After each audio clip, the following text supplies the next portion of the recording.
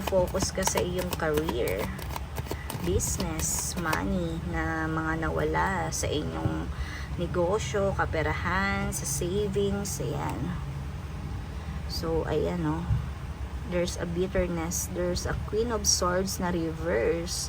So, napaka-critical yata ng pinagdaanan ng iyong mga kaperahan, no, ang business or career mo. Napaka-critical niyan, which is naman ngayon, it's nasa gitna ang